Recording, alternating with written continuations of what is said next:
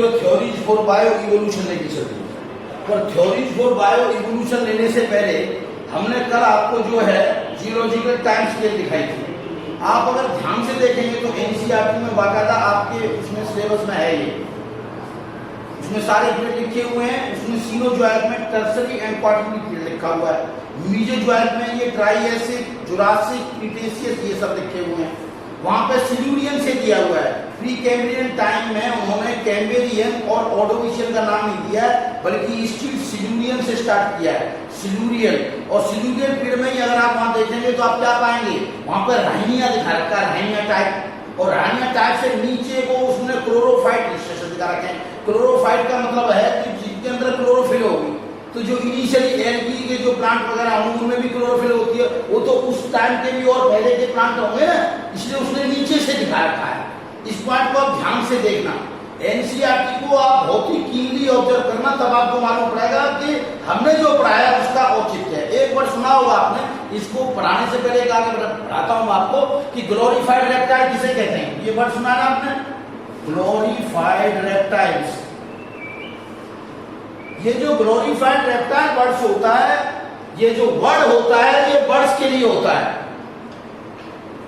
Apps या birds के लिए वर्ड होता है ग्लोरीफाइड रेप्टाइल। तो इससे मतलब क्या हुआ, उसे ग्लोरीफाइड क्यों कहते हैं? इससे ये महसूस होता है कि जैसे कि जो बर्ड्स का जो ओरिजिन हुआ होगा वो किससे हुआ होगा, रेप्टिलिया से हुआ होगा। अब वो कौन से रेप्टिलिया रहे होंगे, मुद्दा ये उठता है। आपके एनसीईआरटी में आपने देखा होगा कि बहुत किस्म के डायनासोर्स दिखा रखे हैं। डायनासोरस या डायनासोर्स आप एसक्यूएस भी लिख सकते हो और खाली प्लूरल के नाम पर डायनासोर्स भी लिख सकते हो। तो ये जो डायनासोर्स हैं, जो कि टेरिबल लिजार्ड बोले जाते हैं, ये जो डायनासोर्स हैं, ये एक्चुअली में इनकी शक्ल आप देखिए यूं है, किसी म्यूजियम में देख लो, और बर्ड्स होते हैं वो भी वैसे ही होते हैं। इसका मतलब ये जो एप्स बने होंगे ये डायनासोर से बने होंगे। डायनासोर तो आपने देखे हर माहौल में है, हर्बीवोरस भी हैं, कार्निवोरस भी हैं, पिस्सीवोरस भी हैं। मेजरली तो दो लाइन है, हर्बीवोरस एंड कार्निवोर, और हर माहौल में थे। पानी में इस्कियोसॉर्स, हवा में टीरोसॉर्स का बताया था हमने आपको। लैंड पे दुनिया भर के हैं, थीरोपोड्स, टायरानोसॉर्स इसी से बिलोंग करता है। तो ये जिनसे बने हैं उनको कंसीडर किया जाता है, उनका जो ओरिजिन माना जाता है जिनसे बने हैं।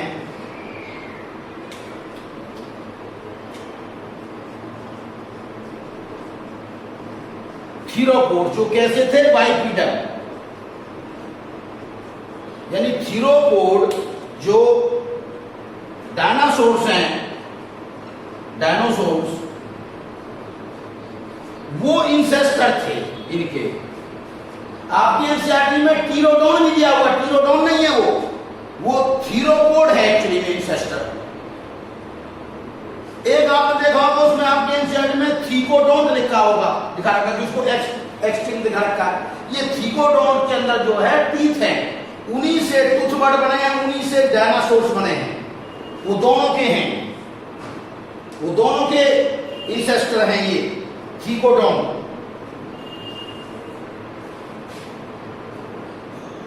थीकोडोन नहीं उसका नाम, थीको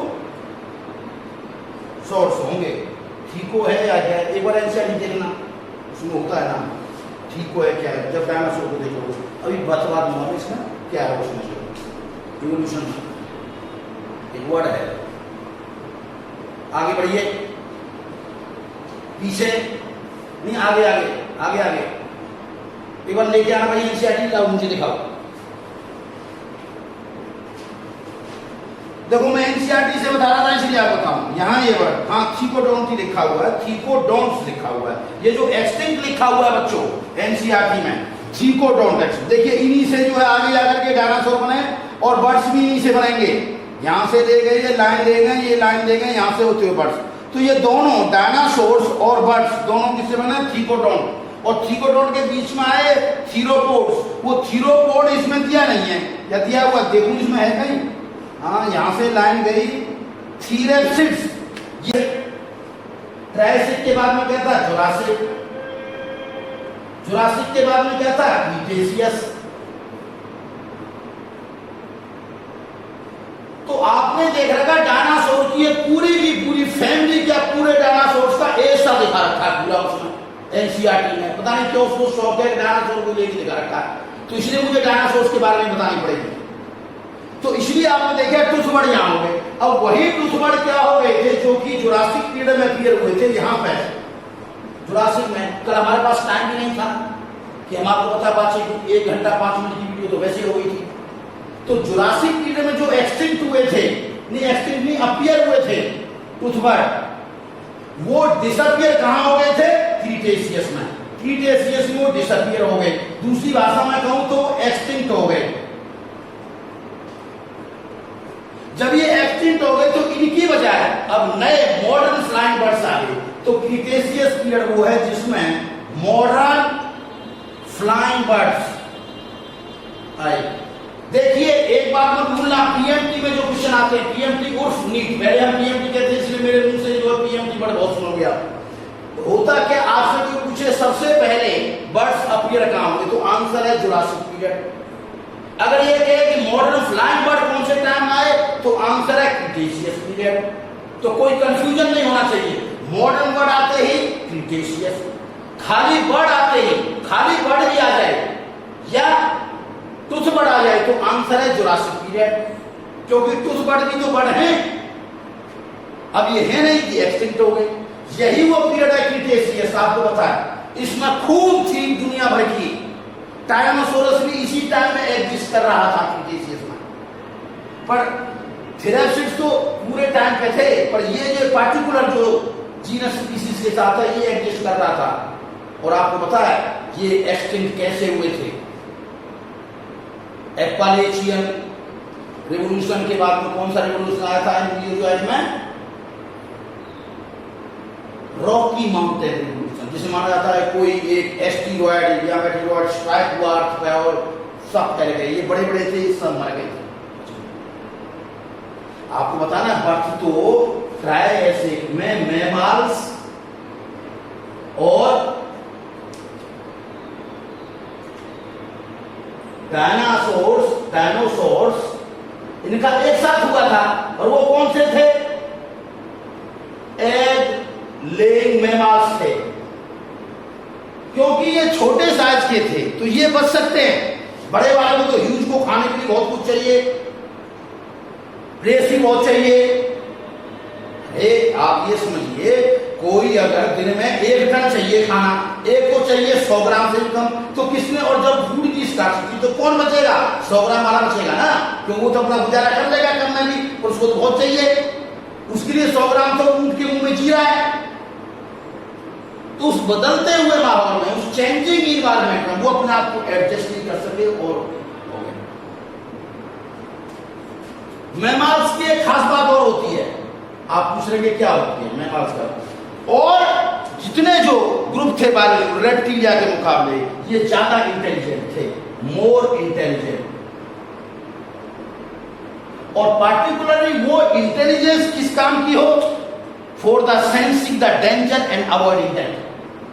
for more intelligent particularly for sensing the danger and avoiding it. यानी अगर कोई खतरा दिखाई दे तो पहले से ही भांप ले और उसके बाद क्या हो जाए, उससे बच जाए। आपने देखा होगा शेर का छोटा सा बच्चा होता है, शावक जिसको जो कब कहते हैं, वो भी अगर स्नेक पास आ जाए तो वो क्या करता है, यूं करता है, फिर यूं हाथ हटा लेता है, हल्का सा उसके पास ले जाएगा, फिर एकदम से हटा लेगा। कभी आप बंदर को देख के चलिए, वो सांप को पूंछ से नहीं पकड़ता, कभी देखना, उसे पता है मार के पकड़ देखेगा, यूं करेगा, फिर यूं करेगा, फिर यूं करेगा, एकदम मुंह पकड़ लेगा। मुंह पकड़ने के बाद में क्या करेगा, उसको घिसटेगा उस पर धरती पे, और घिसटे फिर देखेगा, सांस लेगा, यूं करके सूंघेगा कि इसमें भी जान बच नहीं, उसे दिखेगा जान है, छोड़ेगा नहीं, फिर उसको रगड़ेगा, क्यों? उसे पता है ये डेंजर है, सेंसिंग द डेंजर। इसका बहुत टिपिकल एग्जांपल बंदर का, और आप एक रेप्टिलिया सांप का लेके चल सकते हो। अरे सांप इंटेलिजेंट होता तो बच जाता, बंदर इंटेलिजेंट है, क्यों? बंदर कौन है? मैमल्स। तो उसने उस डेंजर को पकड़ रखा है, उसे पता है मैंने इसको ऐसे छोड़ कर मुझे मार देगा।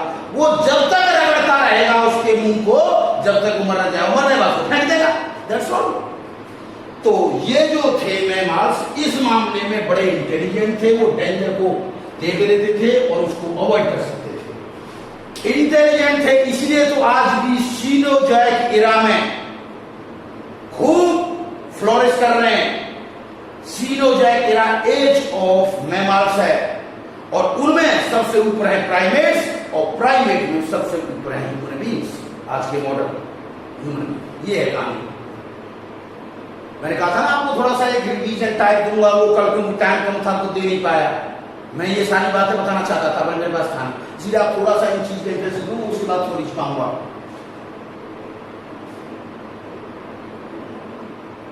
आपने देखा मैमल्स बहुत से हैं जो पानी शरीर हैं, hippopotamus, whale, seal, walrus, cetacean, जितने हैं सब अंदर हैं।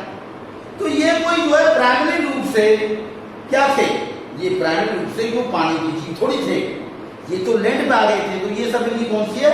Secondary adaptation. ये मत भूलना। आप देखिए, आप बीच में इंसर्ट लिखा रहेगा कि भाई ऐसा है कि इवोल्यूशनरी हिस्ट्री सबकी बता दी गई है, बहुत सारों की, एलिफेंट की, हॉर्स की, डॉग की और उनकी, और ये लिखा हुआ कि आगे आप हायर क्लास में पढ़ोगे। अरे भैया, हायर क्लास में क्या पढ़ेंगे? थोड़ी सी किसी बारे में तो बता जा। आप जब एशियाटिक पढ़ोगे, जब ये देखोगे, आप आगे जाकर देखोगे। पर हमने उसमें से एक की आपको जो है हॉर्स के बारे में थोड़ा सा बता दिए थे, क्या दिक्कत थी, कैसे बना था। हाइपोथीलियम से क्या आए थे, मीजोइपस से क्या आए थे, मायोहिपस से क्या आए थे, मेरिचिपस से क्या आए थे, प्लियोहिपस से क्या आए थे, एप्पस। ये मैंने अभी बोला है जैसे। तो 21वीं की बात खत्म। नॉर्थ अमेरिका जो कॉन्टिनेंट है वहां स्टार्ट हुई थी बात में होगी। आपको ये बताइए, जो कॉन्टिनेंट में जो ये ऑस्ट्रेलियन जो है कंटिनेंटल थ्योरी के मुताबिक जब पेंजिया था एक ही लैंड मास, उस समय जो ये जब ये सेपरेट हुआ था, तो यहाँ पर जो क्या हुआ था, पाउस्ट हमारे हैं उनकी बहुत ज्यादा डाइवर्सिफिकेशन हुई है। क्यों हुई है? क्योंकि अदर कॉन्टिनेंट से यहाँ पर जो इंडिविजुअल माइग्रेट कर नहीं पाए, तो इनको जो कंपटीशन फ्री इन्वायरमेंट मिल गया था। इसलिए वहां पे मार्सुपियल मैमल्स का एक्सप्लोजन हुआ। एक्सप्लोजन का मतलब है बहुत ज्यादा डिफरेंट काइंड के, यानी रेडिएशन हो गई मार्सुपियल की ओवर ऑस्ट्रेलियन कंटिनेंट। क्योंकि एक तो ये पहले सेपरेट हो गई, दूसरा यूथीरियंस जो थे वो वहां पर माइग्रेट हो नहीं पाए, उनका कोई कनेक्शन आ गई, चारों तरफ पानी पानी था, तो उन्हें एक अलग कंपटीशन फ्री इन्वायरमेंट मिल गया। तो वहां पे क्या हो गई? Adaptive radiation. इसलिए आप देखिए मार्सुपियल मैक्सिमम वहां मिलते हैं पूरे वर्ल्ड वाइड में।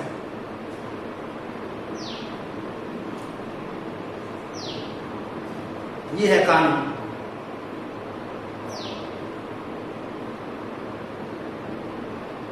फिर ह्यूमन की भी स्टोरी स्टार्ट होगी, पर ह्यूमन की स्टोरी अभी नहीं स्टार्ट करी, ह्यूमन इवोल्यूशन बताऊंगा अलग से। फिलहाल मैं इनके सब के बारे में बता रहा हूं। तो अगर मैं आपसे कहूं कौन किससे इवॉल्व हुआ, तो उसमें देख लीजिए, पर्मियन में प्रिमिटिव रेप्टाइल्स थे। सीमूरिया से क्या बने थे? आपने देख लिया था।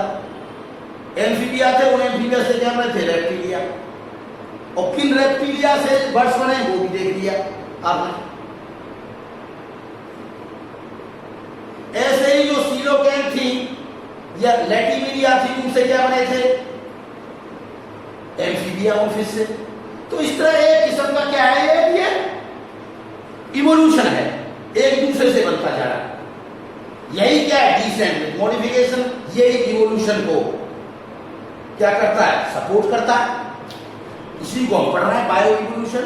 बायो इवोल्यूशन में तो जो प्लांट और एनिमल दोनों का, पर एनिमल का बहुत अच्छे ढंग से बताया जा सकता है, इसलिए बता रहे हैं आपको।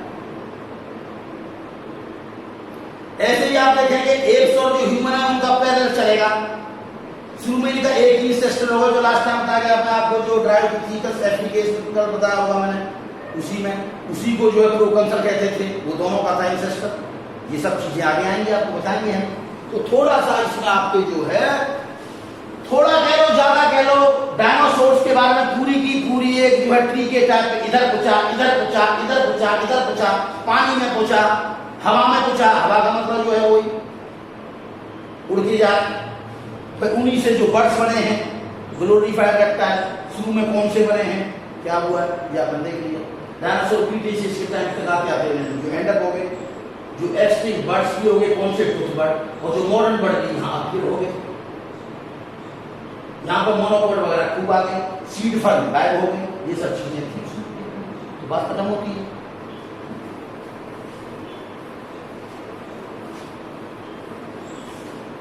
अब बारी आती है जो हम इवोल्यूशन कह रहे हैं, उनकी कौन कौन सी थ्योरी है, किस किसने थ्योरी की। मैं थोड़ा सा हल्का सा इनके सभी थ्योरी के बारे में भी कंसीडर करूंगा, आज ही बताऊंगा।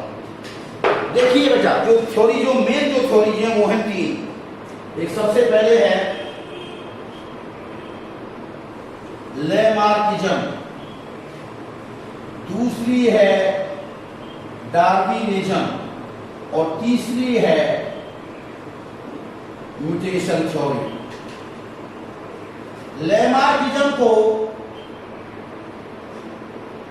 थ्योरी ऑफ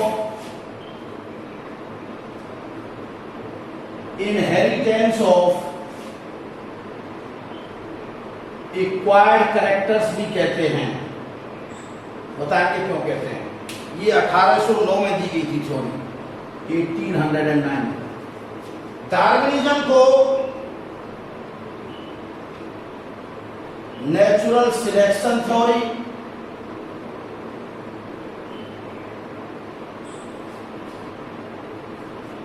ब्रैकेट में सर्वाइवल ऑफ फिटेस्ट, इसी को नेचुरल सिलेक्शन थ्योरी, जिसको डार्विन ने कहा था, इसी को सर्वाइवल ऑफ फिटेस्ट वर्ड किसने यूज किया था, जिसने पॉइंट किया था वर्ड इवोल्यूशन, यानी हर्बर्ट स्पेंसर।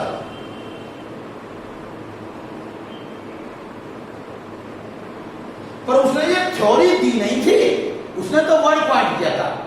इसलिए मैं इसको यहां से हटा रहा हूं, आप कंफ्यूज ना हो जाएं।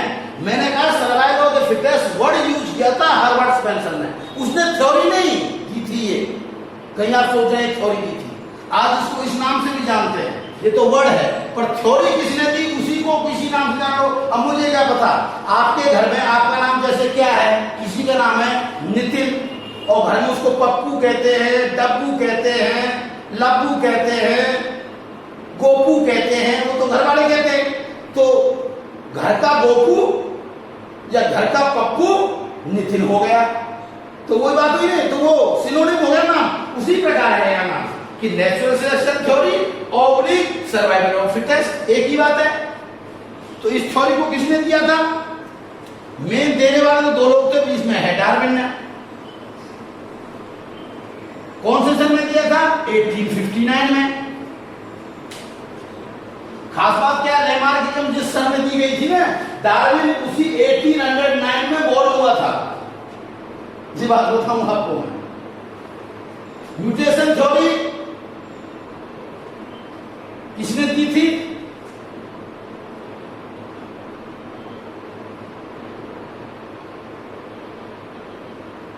ह्यूगो डी व्रीज, डच। डच का मतलब है जिसे आप हॉलैंड, नीदरलैंड कह सकते हो, डच था ये हॉलैंड। हॉलैंड को नीदरलैंड कहते हैं। इंडिया की तरह से इंडिया के कई नाम है यार, हिंदुस्तान, भारत, उसके भी नाम जो है Netherland, Holland. Hugo de Vries थी म्यूटेशन थ्योरी इन 1901 में। ये तीन थ्योरी बहुत प्रसिद्ध है। आज एक नई जो थ्योरी है, जिसमें दोनों थ्योरी का बहुत बड़ा योगदान है, वो है मॉडर्न सिंथेटिक थ्योरी। इसको बहुत से लोग मॉडर्न सिंथेटिक थ्योरी को नियो डार्विनिज्म नाम से भी बोलते हैं। इसमें कोई एक का कंट्रीब्यूशन नहीं, डार्विन का तो नेचुरल सिलेक्शन का मेन कंट्रीब्यूशन है ही, बहुत सारे साइंटिस्टों का कंट्रीब्यूशन है इसमें। मॉडर्न सिंथेटिक थ्योरी, इसके बारे में कोई जिक्र नहीं करूंगा अभी फिलहाल में। I will not talk about this theory now, but later on बहुत अच्छे ढंग से बताऊंगा आपको आप ये लेक्चरों को ध्यान से सुनना, आपको एक एक कंसेप्ट क्लियर कर दूंगा। एनसीईआरटी में जब आप इसको पढ़ते हो ना, बायोलॉजिकल इवोल्यूशन का मैकेनिज्म क्या है, आप देख लेना, समझ में बिल्कुल नहीं आएगा। एक एक लाइन में एक एक किताब रखी हुई है उसमें। जैसे उसमें लिखा हुआ है पहले, biological evolution by the natural selection starts when the cellular life starts and with the difference of their metabolic differences. तो ये जो बातें अभी मैंने बहुत बड़ी बोली है, इसका मतलब निकालने में तुम्हें बहुत प्रॉब्लम होगी, है ना, पर वो सब चीजें मैं आपको क्लियर कर दूंगा। इसलिए मैं आपसे कह रहा हूं कि आप थोड़ा पेशेंस रखिए और बड़े आराम से ध्यान से पढ़ते रहिए। क्या दिक्कत है, आप इसको कहानी की तरह सुने, जैसे आप किसी फिल्म में जा रहे हैं स्टोरी, वैसे भी लोग बात आपके एनसीईआरटी में लिखा हुआ है कि भाई ये बताइए कि जो ये इवोल्यूशन है इनएनिमेट मैटर, ये और ये जो जितने एनिमेट हैं डिफरेंट काइंड के, हाथी, घोड़ा, ये सभी सांप, बिच्छू, पेड़ इतने सारे देख रहे हैं, डिफरेंट काइंड डाइवर्सिफिकेशन, ये इवोल्यूशन का रिजल्ट है या ये स्टोरी है उसकी? ये प्रोसेस है इवोल्यूशन या रिजल्ट है नेचुरल सिलेक्शन का? क्यों? इसके बारे में कोई शोर नहीं है।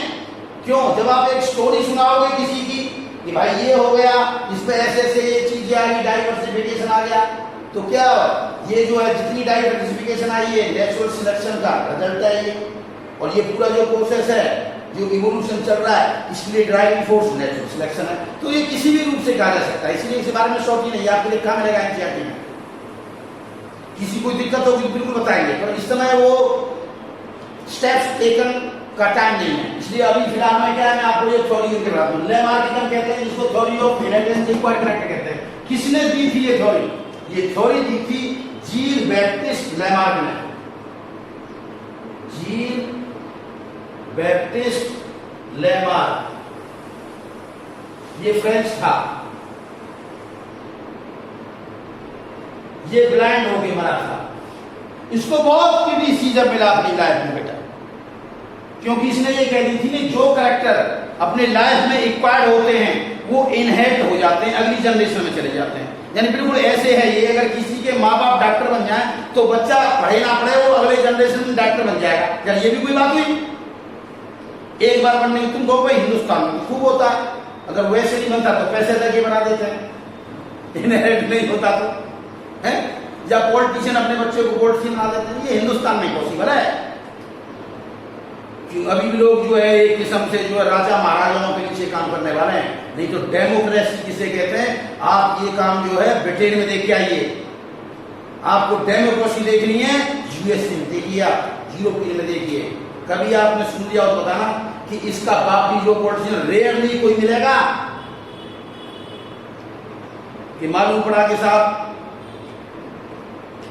यहाँ तो क्या है, बाप बन गया बेटा बन गया, बाप बन गया बेटा बने, फिर उनका बेटा भी कुछ करता रहता है, लोग बेवकूफ लगे रहते होंगे।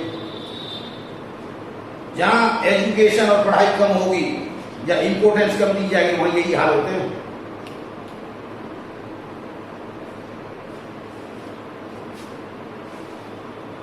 आप जानते हैं स्कूलिंग जो है अमेरिका में खुल रही है, ऑनलाइन की बजाय ऑफलाइन चालू हो रही है, लेकिन इंडिया में कब चालू हो?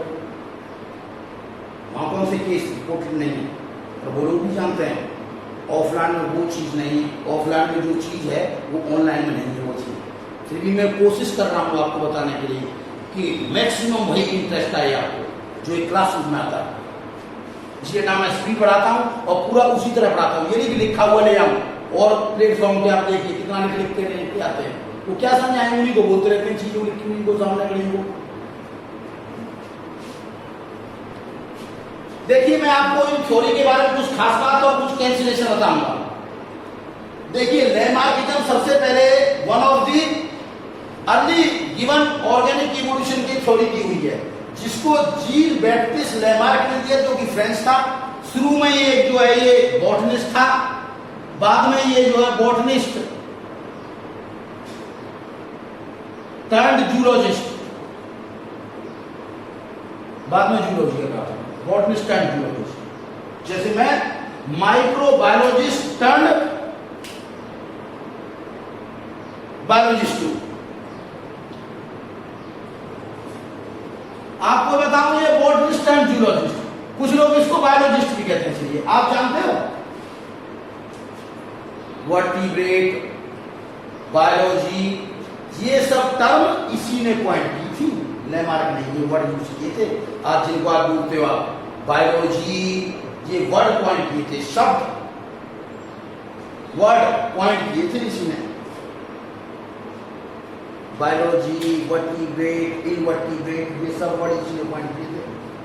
अच्छा, इस लेमार्क ने जो ये थ्योरी दी थी, जो ये फ्रेंच था जीन बैप्टिस्ट लेमार्क 1809 में, आज इस थ्योरी को क्या कर दिया, रिजेक्ट कर दिया गया है। पर एक चीज में ये थ्योरी सक्सेस रही। किस चीज में सक्सेस रही? इसने जो ऑर्गेनिक इवोल्यूशन का आइडिया था पूरे वर्ल्ड में करा दिया, क्योंकि लोगों में बहस छिड़ चुकी थी कि ये बात सही है या गलत है, ये सही है या गलत है। बहुत से इसके फॉलोवर थे पर ज्यादा लोग इसके अगेंस्ट थे। इसके अगेंस्ट लोगों में दो लोग बहुत विख्यात हैं। एक है अगस्त वीजमान, जो कि जर्मन था, जिसने माउस के टेल को काट करके एक्सपेरिमेंट किया था 12 जनरेशन और डिस्प्रूव किया था। एक था क्यूवियर था। तो दो लोग बहुत बराबर थे, इसके फॉलोवर भी बहुत थे। हैसलॉप, हैरिसन, मिस्ट, रॉबिन्सन, ऑयरबैच, मिस्ट, ऑयरबैच, बहुत लोग थे। टॉवर, न्यूटन टाइप भी थे इसके फॉलोवर। सर न्यूटन उस समय का ये आई एम नॉट श्योर, पर मुझे लगता है जैसे था, पर वो बाद में देखो। पर अभी इसको आप श्योर मत मानो, ठीक है? बराबर, बाकी जो बोल पर फिर भी बाद में ये थ्योरी जो है कैसे होगी, ज्यादा अगेंस्ट थी, क्योंकि इसमें सबसे पहले जो ये दिखाई दे रही है कि जो इनहेरिटेंस ऑफ इक्वायर्ड कैरेक्टर, इसका एक टिपिकल एग्जांपल जो है नेक ऑफ जिराफ का दिया हुआ एक्सपेरिमेंट। हिसाब ऐसा है कि जिराफ जो है पहले तो जो है ग्रासी फील्ड में थे, खाना पीना खूब मिल रहा था। जब वो प्लेन एरिया में चले गए तो उनको जो खाना धरती पे तो मिल नहीं रहा था, बहुत ज्यादा कंपटीशन था, ना उन्हें मिल रहा था। तो उन्हें क्या करना पड़ रहा था कि जो टाल ट्रीज है वहां से फोरेज करने के लिए उन्होंने अपनी गर्दन को बढ़ाना चालू किया, उचक के थोड़ी गर्दन बढ़ी। फिर वो गर्दन बढ़ने के बाद अगली जनरेशन में भी, फिर ऐसे उनकी आने वाली जनरेशन में भी उचक के गर्दन बढ़ाई, फिर उनकी जनरेशन बढ़ाई। ये मिलियंस ऑफ ईयर तक चलता रहा। मानो तो और कोई उन्हें काम ही नहीं था, वो उचकते ही रहे और गर्दन बढ़ाते रहे। क्या यार मजाक है अगर आज सुन करें तो। और उसके बाद में प्रेजेंट डे गर्दन बढ़ गई और पत्ते खाना चालू कर दिए। यानी वो उचक के जब पहली बार उचक रहे होंगे, कूद रहे होंगे, बहुत टाल पर फोरेज हो गए तो भोसड़ी बनाएंगे, तो उन्होंने उचकना बंद नहीं किया, उचक के रह गए, मर गए। तो क्या वो अपने जनरेशन को कह के गए थे भाई तुम भी उचक के कूदना या गर्दन को यूं स्ट्रेच करना? उसने कहा था कि भाई ठीक है। अब कोई आदमी जो है किसी के पेरेंट्स कोई जो है एक्सरसाइज करते हो, पहलवान होते हैं, सेहत बना लेते हैं, तो जरूरी है उनके बच्चे भी ऐसे ही होंगे। एक बार कोई चीज रिक्वायर कर लो, ठीक है, इसमें जॉर्ज क्यूवर लगाना ठीक है भाई, अब मैं रोज ये कोशिश करा करूंगा, रोज छत पर खड़े होकर के कि पंख उग जाओ ऐसे हाथ उगा हुआ करके, तो जब एक दिन फिर पंख पैदा हो जाएंगे। इसलिए ये मोरलेस थ्योरी, पर क्योंकि इसके फॉलोवर हुए। पर कई बार देखिए जो चीज इक्वायर्ड हो जाती है वो आगे भी ट्रांसमिट हो सकती है, वो भी बताएंगे कौन से। जब जिन जर्म सेल जो ससेप्टिबल हो एनवायरमेंटल कंडीशन के लिए, तो वहां वो जो एनवायरमेंट जो चेंज लाएगा जर्म सेल में, वो आगे को ट्रांसमिट हो सकता है।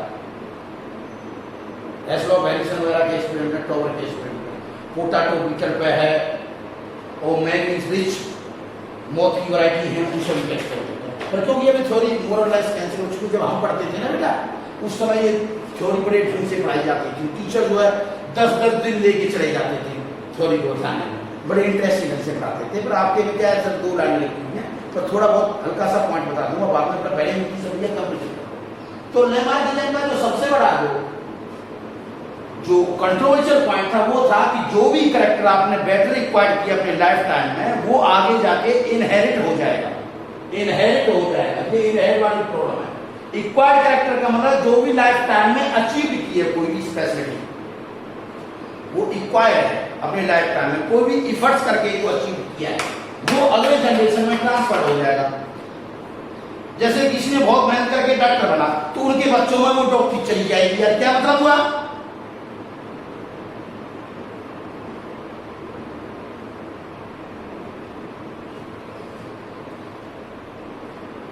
ये है। अच्छा, पर इस थ्योरी का सबसे बड़ा बेनिफिट क्या हुआ कि 1809 के टाइम पे पूरे वर्ल्ड में जो है एकदम से ऑर्गेनिक इवोल्यूशन के लिए एक किस्म की क्या आ गई, अवेयरनेस। लोग सोचने लगे हाँ ये भी कोई प्रोसेस होता है भाई।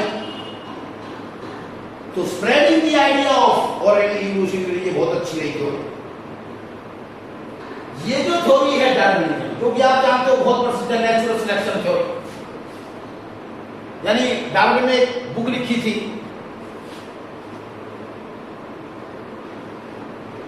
Origin of species bye means of natural selection.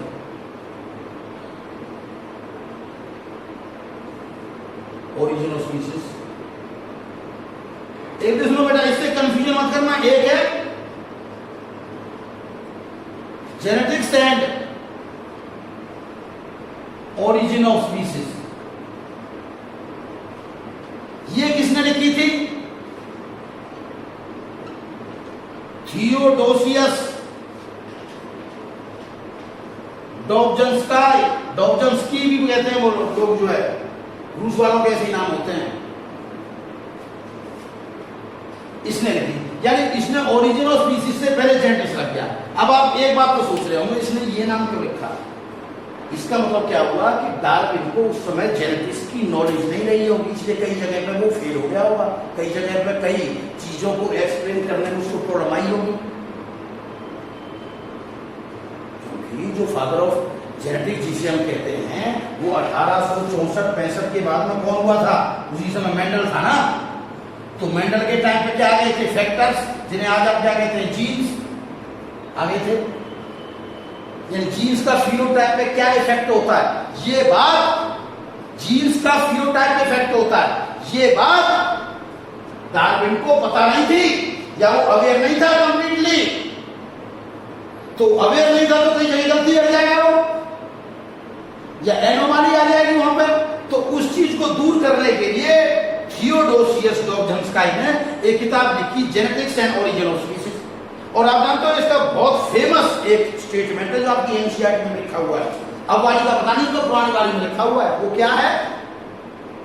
मैं वो वर्ड लिख के बता रहा हूं। Nothing in the biology make sense accept in the light of evolution.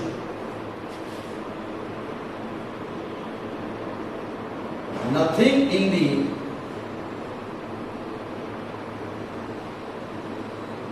biology makes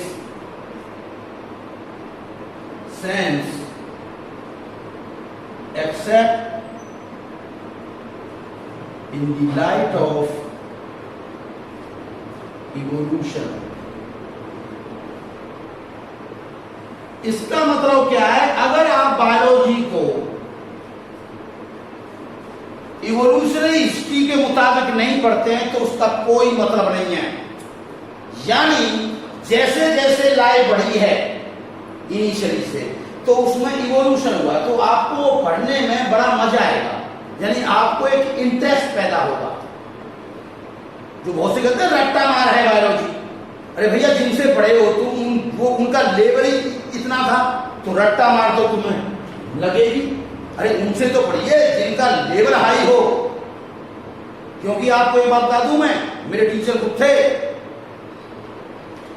पहले इंडियन ऐसे जो साइंटिस्ट थे जिन्होंने प्रिंसटन यूनिवर्सिटी से पीएचडी की और 20 साल तक इंडियन माइक्रोबायोलॉजी एसोसिएशन के जो प्रेसिडेंट रहे, Patrick Taro, professor Patrick tarot.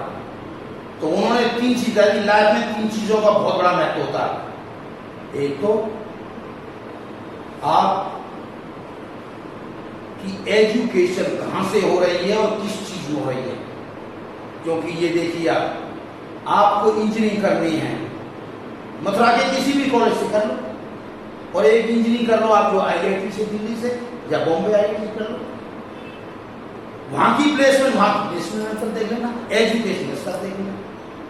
क्यों? वहां पर जो टीचर होंगे पढ़ाने वाले, उनके स्तर में होगा आपका अस्पताल का अंतर। तो वो जो डिफरेंस लेके आते हैं, क्वालिटी का डिफरेंस, वो टीचर से आता है और उस इंस्टीट्यूशन से आता है, वो जीवन में बनाता है। आप देखो, वही BA पास करने वाला, वही MA पास करना, MCOM करने वाला दिल्ली यूनिवर्सिटी से, रामजस स्कूल से IAS बनता है, और वही BA पास करने वाला मथुरा, अलीगढ़, यहां सब विषय में अपने लिए उसका नाम ले रहा हूं, क्या बनता है? क्लर्क के लिए लाइन में लगा रहता है कि कैसे मुझे क्लरिकल जॉब मिल जाए।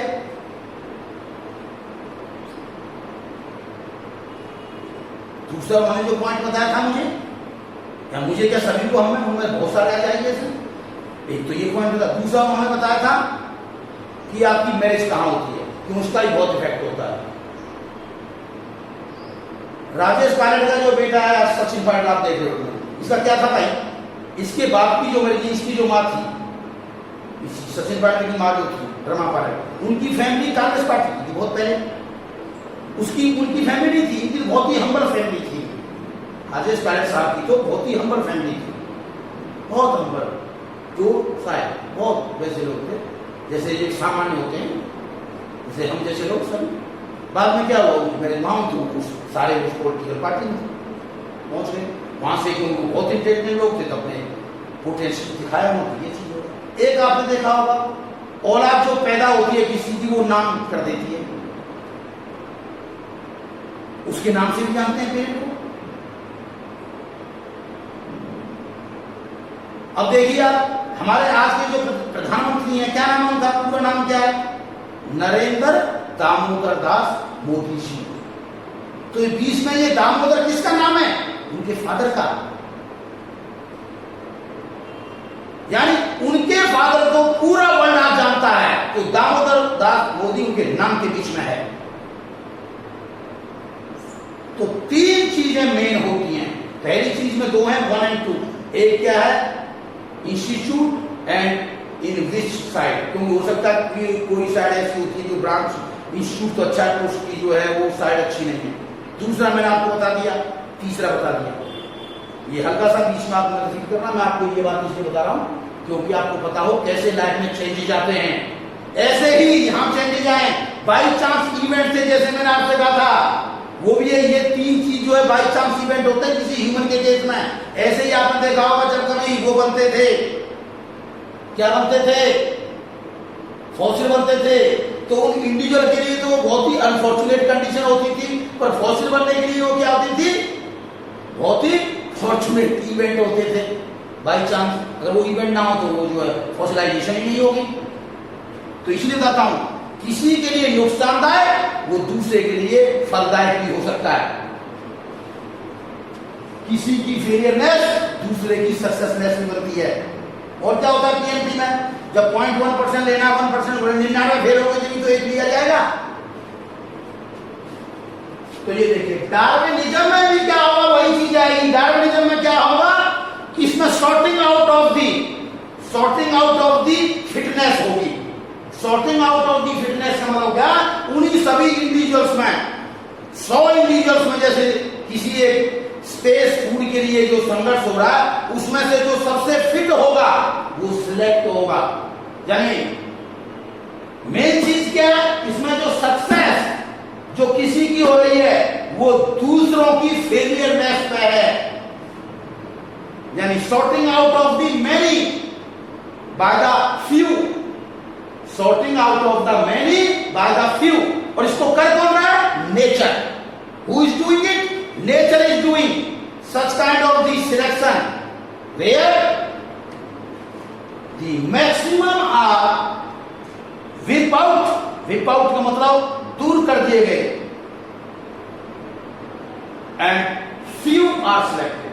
अच्छा, क्वेश्चन उठता है, few are selected, those are the refused which show the fitness।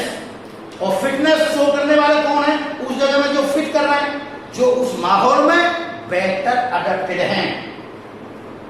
और बेटर अडेप्टेडनेस में तीनों चीजें आती है, सुन लीजिए आप। जो अडेप्टेडनेस में एक स्ट्रक्चरल, यानी मार्फोलॉजिकल, आदमी का मार्फोलॉजिकल, एक अंदर physiological, morphological oblique structural adaptation, दूसरी फिजियोलॉजिकल एंड बायोकेमिकल, अंदर जो चल रही है जितनी मेटाबॉलिक रिएक्शंस हैं वो उसको एडजस्ट कराएं, फिट बनाएं।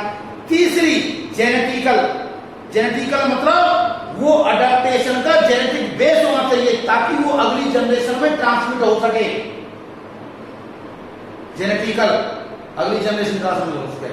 और ये सब जो है ये जेनेटिक ट्रांसफॉर्मेशन, ये अडेप्टेशन में जो स्ट्रक्चरली, बिहेवियरली एंड जेनेटिकली जो होती है, ये एक्सरसाइज इंडिविजुअल किस तरह करते हैं? थ्रू डिफरेंशियल रिप्रोडक्शन और प्रेफरेंशियल रिप्रोडक्शन। प्रेफरेंशियल और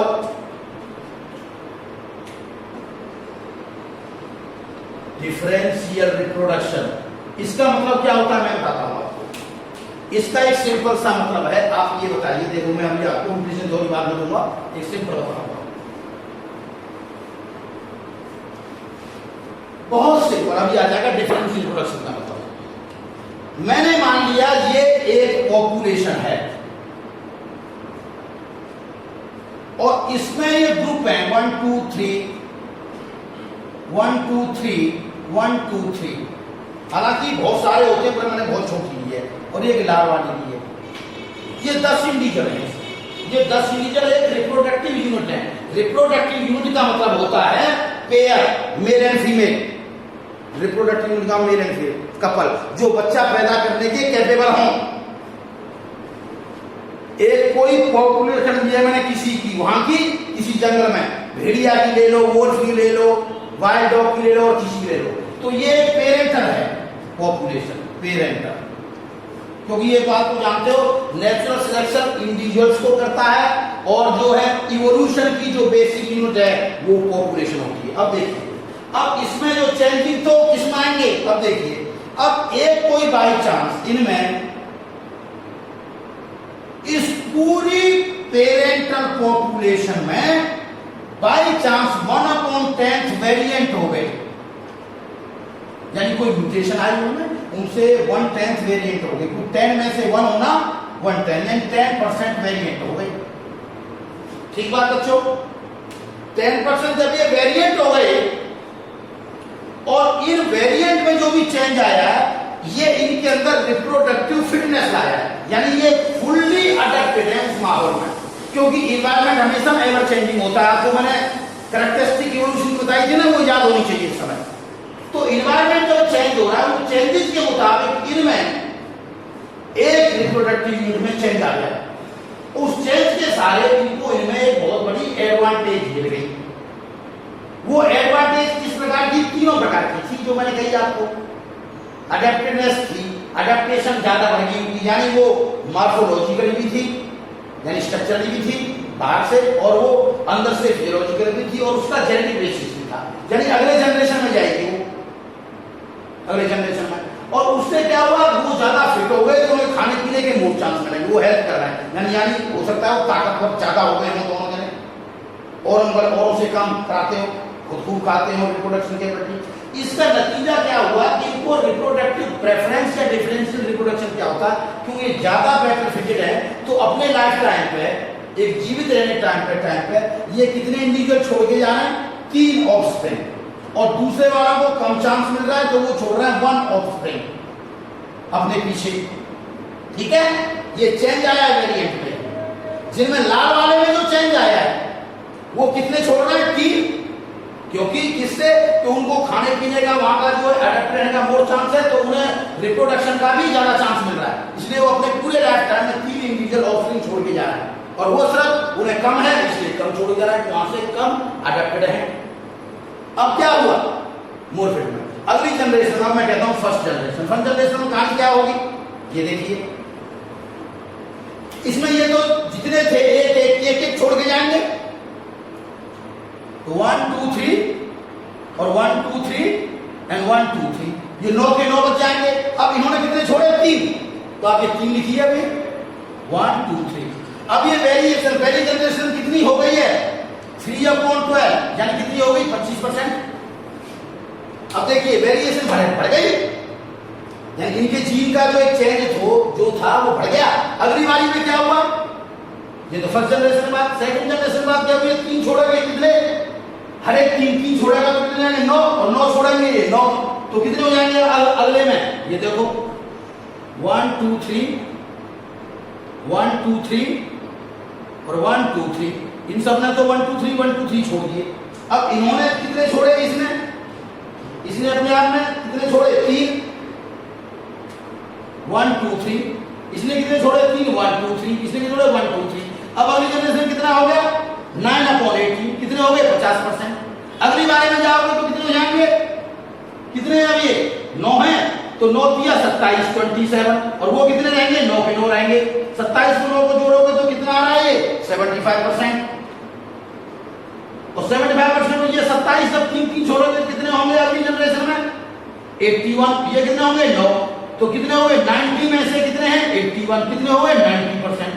तो देखिए आप कहां वो जनरेशन आकर धीरे धीरे डिफरेंशियल रिप्रोडक्शन के द्वारा, क्योंकि उनमें फिटनेस थी ज्यादा, इसलिए मैंने कहा आपसे नेचुरल सिलेक्शन फेवर करता है फिटनेस को, और वो फिटनेस कौन सी होती है रिप्रोडक्टिव फिटनेस। या तो ये जो जेनेटिक नोवेल्टी है, जेनेटिक नोवेल्टी ये क्या है, जेनेटिक नोवेल्टी, नोवेल्टी का मतलब है न्यू जीन या न्यू एलील, क्योंकि ये जो चेंज आया इसको एक जीन में जो आया वो म्यूटेंट एलील या न्यू एलील, तो ये जो स्प्रेडिंग ऑफ जेनेटिक नोवेल्टी है through differential reproduction is known as natural selection, इसी को नेचुरल सिलेक्शन कहते हैं। तो नेचुरल सिलेक्शन क्या है, it is the spreading of genetic novelty, it is the spreading of genetic novelty, genetic novelty मतलब new genes, it is the spreading of the genetic novelty gradually मतलब step by step इसमें gradually through differential reproduction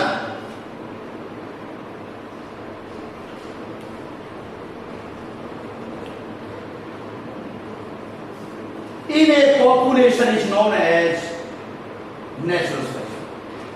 तो देखिए कहां वो 10% से 90% हो गए, जब 90% हो गए तो फीचर बन गया, तो एक नया इंडिविजुअल बन जाएगा यहां पे आकर के। तो पुराने वाले के जो एलील्स हैं वो कंप्लीटली विप आउट नहीं होंगे। आप सोचे कि पुराना वाला कंप्लीटली विप आउट हो जाए तो नहीं, यानी थोड़ा सा उनका एलील भी एग्जिस्ट करता रहेगा, कंप्लीटली नहीं होगा टुगेदर, यानी जो नए वेरिएशन नए स्पीशीज बन जाएंगे, पुराने वाले कंप्लीटली विप आउट नहीं होंगे, वो वेरिएंट के ऊपर रहेंगे। तो इस थ्योरी में मुताबिक क्या है, डार्विनियन थ्योरी में, कि जो नेचर जिसको सिलेक्ट करता है उस माहौल में वो फिट होता है। और फिट कौन होता है, जिसे खाने पीने के चांस होंगे, जिसमें कोई म्यूटेशन हो जाएगी उस माहौल में वो ज्यादा अडेप्टेड हो सके। अडेप्टेशन किसे कहते हैं, कि जो तीनों प्रकार की ये कंडीशन फुलफिल कर रहा हो, मार्फोलॉजिकली भी दूसरों से स्ट्रॉन्ग हो, फिजियोलॉजिकली वो एडजस्ट हो माहौल में। तीसरा पॉइंट क्या, उसका जेनेटिक बेस हो। जेनेटिक बेस का मतलब ऐसा नहीं वो खुद तो फिट हो पर आगे कोई भी ऑफस्प्रिंग आगे ना हो पाए, उसकी जाए वो आगे वो जनरेशन में जाएगी नहीं चीज, तो वो आगे भी जनरेशन में जानी चाहिए जनरेशन आफ्टर जनरेशन। इसलिए तो कहते हैं कि जो इवोल्यूशन है वो स्लो है।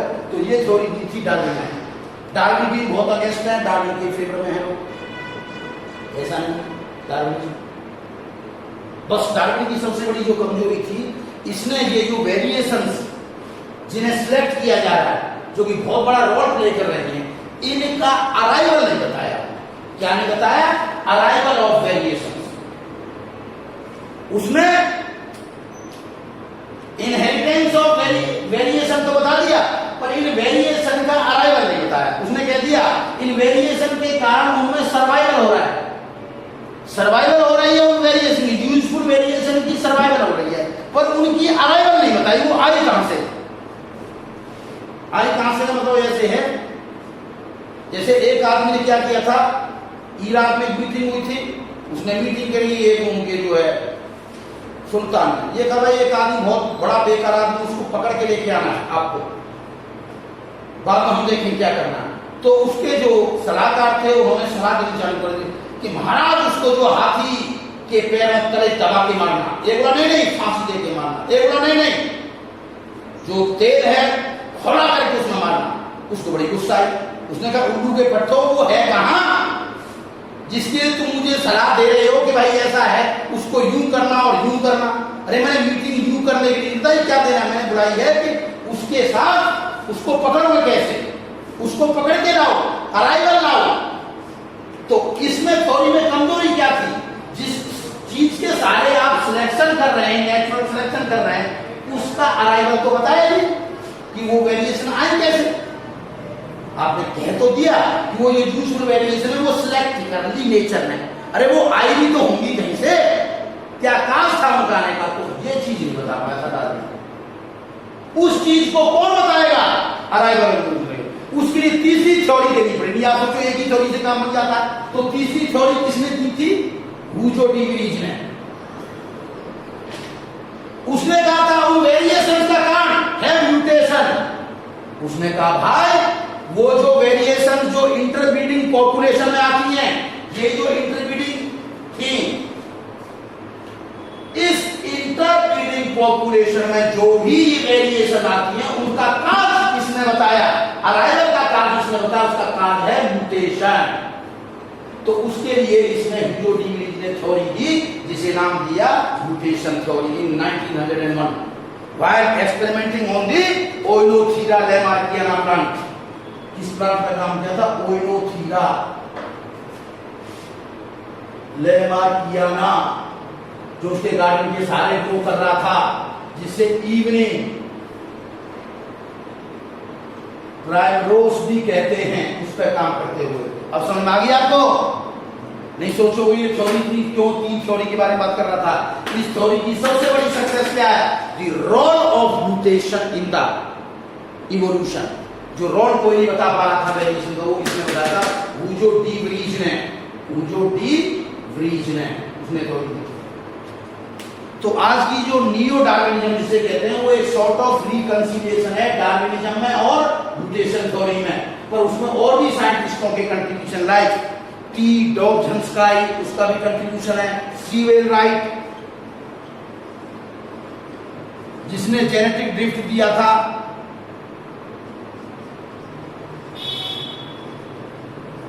उसका भी कंट्रीब्यूशन है, हक्सले है उसका भी कंट्रीब्यूशन है, स्टीवंस है, स्टीवेंस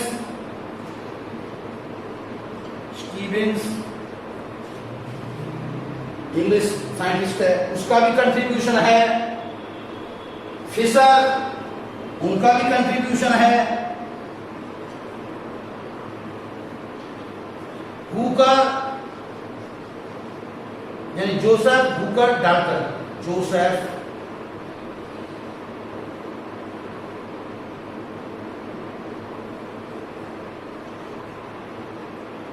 डाल्टन हुकर, और ये दो फ्रेंड थे इसके, अगर आप चाहो तो बता दूं, किसके,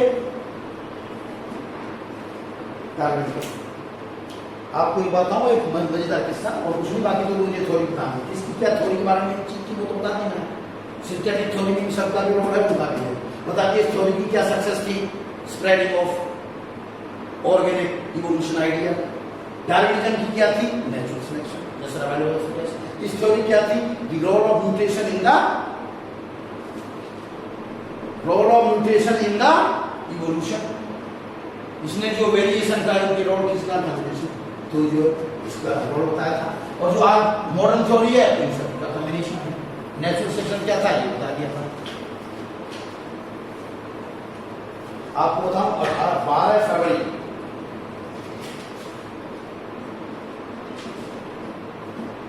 1809 में दो बच्चे पैदा हुए थे, एक हुआ था इंग्लैंड में और एक हुआ था यूएसए में। इंग्लैंड में हुआ था, उसका नाम था चार्ल्स रॉबर्ट डार्विन, यहां हुआ था, उसका नाम था अब्राहम लिंकन। आप जानते हो इब्राहिम लिंकन जो यूएसए के प्रेसिडेंट रहे, यूएसए प्रेसिडेंट, इलेक्शन अपनी लाइफ में एक ही जीत पाए थे, वो भी किसका प्रेसिडेंट था, 17 बार हारे, पर जो सबसे इंपोर्टेंट था वो उन्होंने पूछा। हमारी किताबों में हिंदी में दयालु लिंकन भी कहा जाता था। क्यों कहा जाता दयालु, आपको बताओ। इन्होंने जो स्लेवरी थी ना, ब्लैक के अंदर जो स्लेवरी थी, ब्लैक्स में, उसको रिमूव किया था। सातों के सातों कैबिनेट मिनिस्टर के खिलाफ थे, पर ये माने नहीं थे, क्योंकि उन्होंने कहा था जितने वहां कैबिनेट मिनिस्टर को सेक्रेटरी कहते हैं, बोले तुम्हारे किसी का वोट इंपोर्टेंट नहीं है, मेरा इंपोर्टेंट। इन्होंने खत्म किया। इब्राहिम लिंकन का हर एक कोई नाम, बहुत बड़ा नाम। इन्होंने पॉलिटिक्स में बहुत बड़ा नाम कमाया, पूरे वर्ल्ड वाइड ह्यूमैनिटी के लिए फायदा किया। और इंग्लैंड में जो चार्ल्स रॉबर्ट डार्विन थे, इनके बारे में आप जानते ही हैं, नेचुरल सिलेक्शन थ्योरी की इमॉर्टल हो चुके हैं वो आदमी। किसी भी पॉलिटिकल क्लास में बदल सकती है, पर साइंटिस्ट का कंट्रीब्यूशन कभी खत्म नहीं होता, ये मत भूलना। दोनों ही अपने आप में महान थे, कौन ज्यादा महान था कौन नहीं, ये इस बात पे शुक्र था, साइंस कभी भी बंद नहीं होगी, उसमें चेंजिंग आते रहेंगे। उन्होंने अपनी लाइफ में बहुत कुछ सहा चाल प्रारंभ में, क्योंकि अपने टाइम में अगर कोई बहुत बड़ी कोई थ्योरी लेके आता है तो लोग बहुत करते हैं, मुर्गा बना देते हैं उसको, धमकाते हैं उसको कि तुम यहाँ से हटो, इन चीजों को फॉलो क्यों करो। लोगों को ये महसूस होता था उस समय, बंदर और ये जो चिंपांजी का हमारे बराबर ला के बिठा दिए, चर्च को तो बहुत बड़ा फील होता था कि हमारे बराबर के हैं ये।